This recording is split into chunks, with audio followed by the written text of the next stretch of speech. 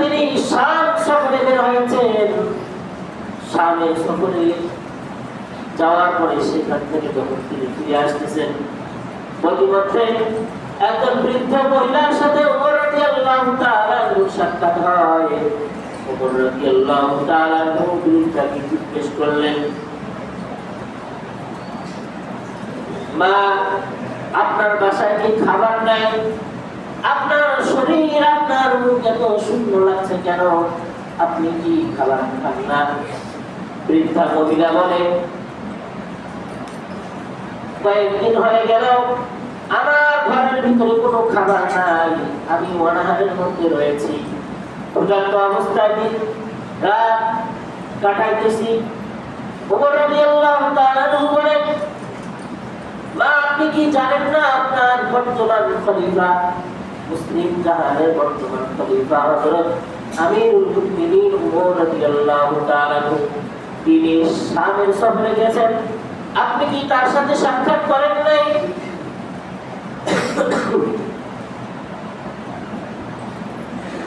আপনি কি তার সাথে দেখা করেন নাই? বৃদ্ধা বলে, তার সাথে আমার সাক্ষাৎ হয়েছে, আমি তাকে দেখেছি, এদিক দিয়ে তিনি শামের সফরে গিয়েছেন।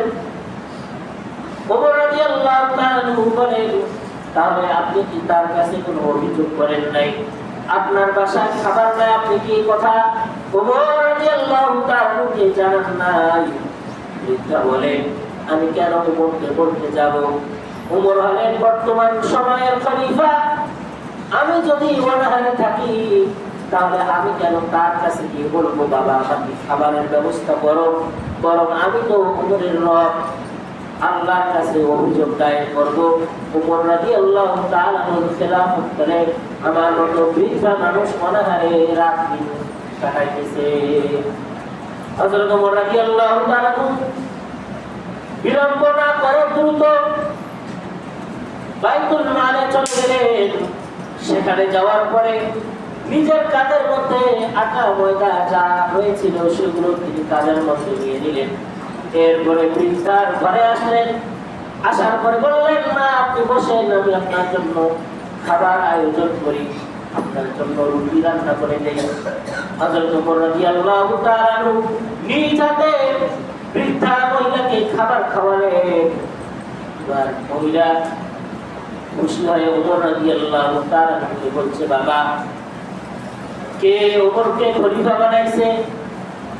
ওমর তো আমার খোঁজ খবর নেই না, আমি তো কয়েকদিন যাবত অনাহারে, এভাবে আমি চলতেছি অনাহারে, আমার দিন কাটতেছে,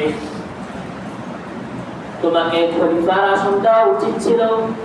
হযরত ওমর রাদিয়াল্লাহু তাআলা বৃদ্ধা মহিলাকে বলে, মা, আপনি কি আমাকে চেনেন? আমার নাম কি আপনি জানেন?